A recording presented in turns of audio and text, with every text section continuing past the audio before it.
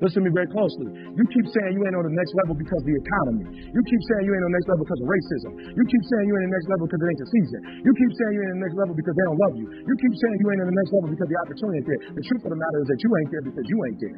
Why on earth are you here? What is it that you can do today to get closer to the fulfillment of that future? Be unique. Be strong. Be powerful. And from the bottom of my heart, you continue to conduct your business. There's a saying that what you water is ultimately what grows that where you place your attention. Ends up guiding your feelings, your perception, your actions, and your life. Right focus becomes identity, and change comes from bringing awareness. To what we're focusing on, I remember when this light bulb went off for me. Like so many epiphanies, you know what happened during a difficult, kind of a trying time. It wasn't what I wanted to be, and I remember, sitting down and asking myself, dude, are you on your own team here? Are you helping yourself? Using the metaphor, the question was, am I watering the weeds in my life or the flowers? And by the weeds, I mean, am I allocating energy to thoughts that are detrimental to what I want?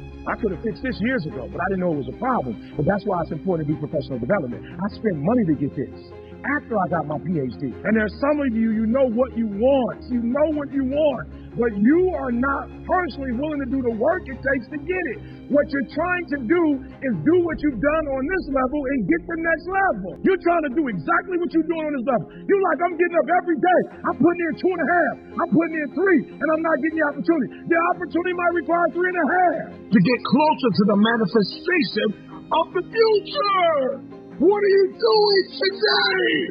What are you giving today? Remember why you had to let some people go. Remember why you're working so hard towards this thing. You're pressing, you're pushing, you're clawing, you're dragging yourself through mud and through murky water. Come on. Remember why you're doing what you're doing. It may be difficult. It may seem impossible. The moment that you discover why you're here, spend the rest of your life executing. There are going to be times when you give everything you have, and everything that you have is not enough. I'm lifting weights. I'm eating right, and I'm not getting the opportunity. It might require getting up and working out 3.5. It might require you saying no to your friends. It might require you changing your diet. It might require you moving to another city. Whatever it takes, you got to be willing to do it. And you keep saying you're not there because of something else, because it's easier to blame somebody else. Look, you got some changing to do. If I don't get to no other slide, you got some changing to do. And I'm telling you, the reason why I'm leaving corporate and going to schools, because it's easier to help a doggone middle school kid change than a grown man. My average gonna go up. Dealing with grown men, I talk to 10 grown men, listen to me very closely. A lot of times when I counsel grown men, first and foremost, they don't want counseling. Push through the pain. Push through the anguish. Push through the brokenness. Do not stop. It's the no-quit mentality. Wherever you are now is not where you're going to end up. You are special, and you've been designed to change the world. So many of us want so many different things, and our life is filled with entertainment and recreation and people that we have not appraised. Have you appraised your connections? Have you done a scrupulous evaluation of everyone in your life? Are they assets or are they liabilities? Yes, you want the future, but what's your plan? And then the moment that you create the plan and you've ironed out all the kinks and you're crystal clear. I keep myself in places I don't want to be, and in relationships that are counterproductive. Am I thinking about what can go wrong instead of all that can go right? Or am I watering the flowers, the positive, highlighting the possibility, the things I'm appreciative? For the seeds, the potential that can grow a mile-high sea. I've always known the value in choosing to see the possibility. But the million-dollar question is, how do you remain aware? Because that's the thing about weeds, they're sneaky. They'll take control of your life without letting you know they're doing it. So I'm thinking this through, and it dawns on me this is not complex. This is simple as one identifying where you want to be. Are you tired? Are you finished? Are you done? These are some of the things that I used to say to myself often. There were times when I just felt that I could not go on. I felt that there was nothing else left for me to give or do. I've given up on myself. I've given up on me. I was at the lowest of the lowest, and I felt that I could not go on. I felt that there was nothing left for me to give of who I really was. Because when I got to a point when I felt so weak, I felt there was nothing else left for me to give. Right now, Being happy on the way doesn't mean you can't aim for great things.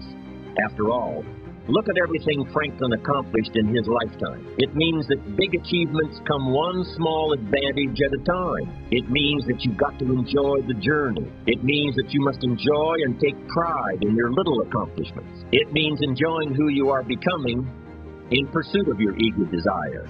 Every day, every single day. Ben Franklin's second principle said that life is plastic. Within each of us is the power to mold ourselves and mold our environment. It is up to each of us to begin this molding process with a final product in mind. And it is within our power to work it and form it every minute, every day, every month, every year. Analyzing your actions based on those priorities, right, that's it, and so for every pillar of my life, health, relationships, career, finances. I made 2 dots, one for where I am and one for where I want to be.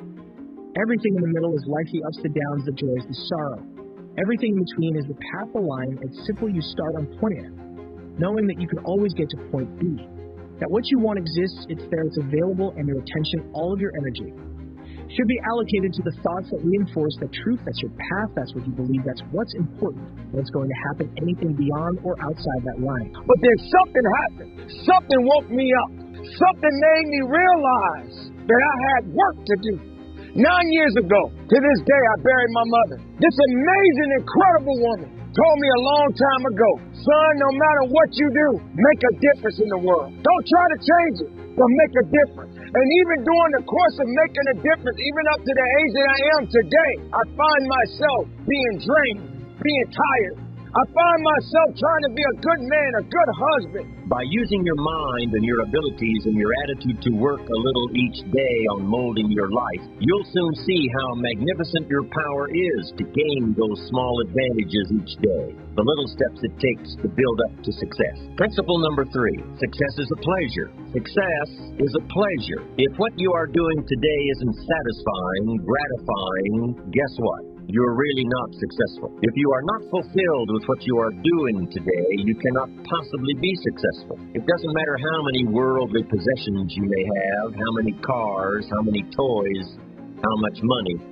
If you're not happy with your life as it is, you cannot be successful. Now, I know that success is a relative term. It means different things to different people. To a school kid, success may mean a star on top of his latest test. Anything that tells you you're not good enough, anything that accepts not achieving that priority suggests it won't work out, that is where the weeds live, that is wasted space, why exhaust. That energy music, right to think you know I'm not good. Enough to get this promotion, how does that help you get to your point B?